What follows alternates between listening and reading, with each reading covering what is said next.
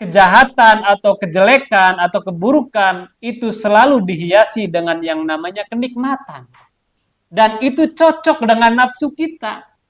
Kalau kebaikan itu nggak cocok dengan nafsu kita. Makanya perlu dengan atau selalu ada resisten, ada perlawanan. Karena nafsu itu ammaratum. Nafsu selalu mengajak kepada kejahatan. Lalu kenapa kita bergaulnya dengan orang yang jahat? Kita bergaul dengan orang baik juga belum tentu kita itu ketularan jadi orang baik. Jadi kalau kita enggan mau berbuat baik, susah diajak ngaji, jangan-jangan kita ini ya bergaulnya salah.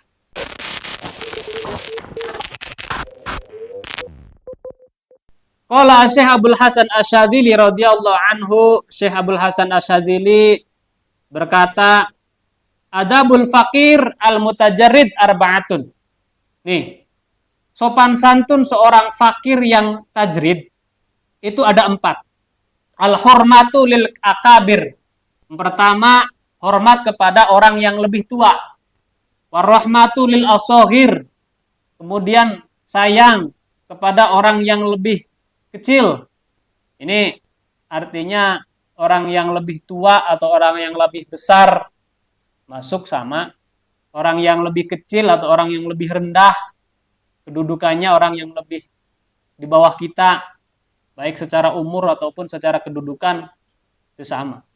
Wal insafu min nafsika, dan kita harus mengekang nafsu kita. Wa adamul intisaru laha, dan jangan sampai kita ini mengikuti keinginan nafsu. Kemudian wa adabul fakir al mutasabbib. Adapun sopan santun seorang fakir yang masih tingkatan asbab, arba'atun, ada 4 juga. Muwalatul abror, yang pertama itu selalu bergaul dengan orang-orang yang baik, orang-orang pilihan. Ini pergaulan juga penting.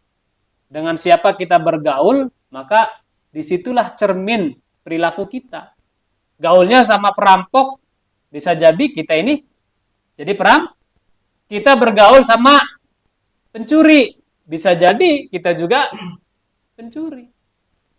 Itu nggak bisa dipungkiri, yang namanya kejahatan itu akan menular, dan lebih cepat menularnya daripada kebaikan. Kalau kejahatan itu menular tanpa ada tantangan, begitu cepat sekali. Tapi kalau yang namanya kebaikan itu menular pasti penuh dengan resisten. Kita diajak berbuat baik, kadang-kadang ntar dulu. Sok, pernah nggak kita diajak melakukan kebaikan, diajak ngaji, jawabannya apa? Soknya dipayun. Bener kan? Tapi lama diajak ngopi, ayo ngopi. Gaskeun. Jadi yang namanya kebaikan dan keburukan itu kalau kejahatan lebih cepat menular daripada kebaikan. Karena kejahatan atau kejelekan atau keburukan itu selalu dihiasi dengan yang namanya kenikmatan. Dan itu cocok dengan nafsu kita. Kalau kebaikan itu nggak cocok dengan nafsu kita. Makanya perlu dengan atau selalu ada resisten, ada perlawanan. Karena nafsu itu ammaratum bisu. Nafsu selalu mengajak kepada kejahatan. Lalu kenapa kita bergaulnya dengan orang yang jahat? Lebih cepat itu. Kita bergaul dengan orang baik juga belum tentu kita itu ketularan jadi orang baik. Ini penting loh. Jadi kalau kita enggan mau berbuat baik, susah diajak ngaji, jangan-jangan kita ini ya bergaulnya salah. Wa mujanabatul fujjar. Nih, harus dijauhi orang-orang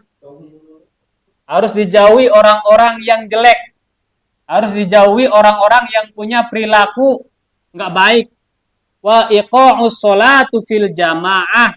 Perbanyak melakukan sholat secara berjamaah. Kalau masih kita ini merasa derajatnya al-mutasabbib. wa muwasatul fuqara wal masakin, dan juga selalu mengasihi orang fakir dan orang miskin, bima yaftahu alaihi, yaitu apapun yang bisa membantu mereka. Apa yang bisa meringankan beban mereka, kita bantu.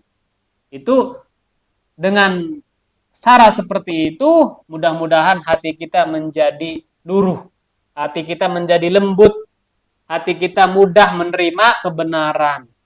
Insya Allah mudah-mudahan kita mendapatkan hidayah dari Allah Subhanahu wa ta'ala.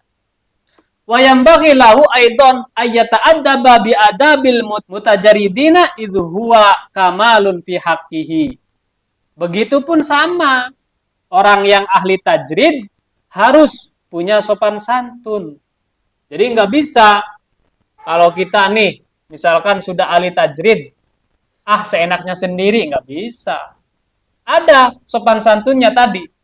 Al-hurmatul lil akabir, warahmatul lil asohir, wal insofu min nafsika, wa adamul intisoru ilaiha. Nah, sekarang kita akan lebih masuk ke dalam. Apa sih ciri-cirinya orang yang sudah ahli tajrid atau orang yang masih ahli asbab? Wa min adabil mutasabbib. Nih, termasuk salah satu sopan santun ahli asbab. Iqamatuhu fima aqamahu Allah Ta'ala fihi min fi'lil asbab. Yaitu sopan santun ahli asbab diantaranya melakukan apapun yang sudah diperintahkan oleh Allah. Ya. Tetap di situ dengan apapun yang diberikan atau yang ditentukan oleh Allah. Min fi'lil asbab, yaitu melakukan segala sesuatu yang berkaitan dengan asbab. Kita pengen banyak duit, berarti kita harus kerja, harus usaha. Itu hukumnya wajib bagi ahli asbab. Kenapa? Karena itu adalah perintah Allah. Ya. Hatta yakunul haqqu ta'ala, sampai nanti Allah sendiri alladzi yanqiluhu minha, yang akan memindahkan atau mengangkat derajat kita dari ahli asbab kepada ahli tajrid. Jangan sampai kita pengen pindah sendiri, pengen mutasi sendiri. Saya mah nggak mau jadi ahli asbab, capek, nggak mau usaha. Saya mah pengen jadi ahli tajrid aja. Nggak bisa.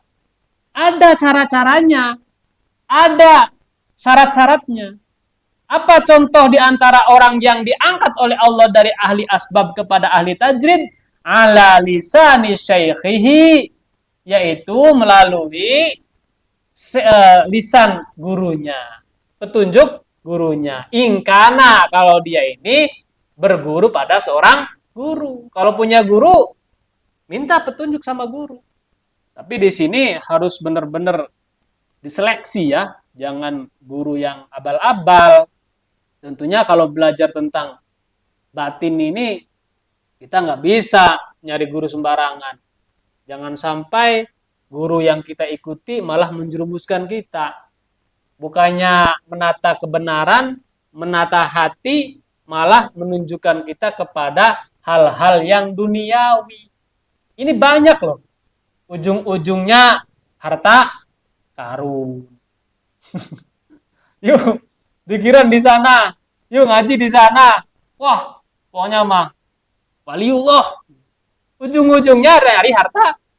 Uang Soekarno. Ya. Terus pring petuk. Banyak banget. Ini hati-hati. Jangan sampai kita memilih guru yang seperti itu. Itu udah nggak ada kaitannya dengan kebenaran. Meskipun dia pakai misalkan sorban, pakai jubah, ya, pakai peci haji, statusnya misalkan dihormati, nggak usah ketipu. Itu mah bisa dibikin. Kayak pemain sinetron aja, bisa dibikin, didandanin, ya. Jadi harus benar-benar seleksi ya, mencari guru itu. Au bi isyaratin wadihatin, kalau seandainya nggak punya guru, tentunya dengan isyarah yang jelas kata azuriha min kulli wajhin, seperti halnya dia ini selalu mengalami kebuntuan di dalam bab usaha, dalam hal apapun. Usaha ini bangkrut, usaha ini bangkrut, usaha ini nggak jadi. Ya, fahina idin yang takilu litajrid. Bisa jadi kalau sudah seperti itu, kita sebenarnya diangkat oleh Allah dari derajat asbab ke derajat tajrid. Tapi ini jangan sampai kita cepat mengambil kesimpulan. Saya usaha ini bangkrut, usaha ini nggak jadi, usaha ini nggak jadi. Berarti saya ahli tajrid. Belum tentu juga. Harus dengan pembuktian yang semaksimal mungkin. Nih, ada orang yang oleh Allah itu ingin dijadikan sebagai waliullah. Yang tadinya dia ini orang yang kaya raya, usahanya berhasil, banyak uangnya, banyak hartanya. Pada suatu waktu Allah mengambil semua itu. Karena ingin menjadikan dia ini orang yang selalu dekat kepada Allah. Hanya berlindung, meminta pertolongan Allah. Diambil semuanya. Usahanya bangkrut, rumahnya kebakaran, anaknya masuk narkoba, konsumsi narkoba, masuk penjara, istrinya minta cerai. Ya, semuanya habis. Ini sebagai gambaran ya. Nah, di situ baru ada pembuktian bahwa mungkin setelah itu dia diangkat oleh Allah yang tadinya dari derajat asbab kepada derajat tajrid.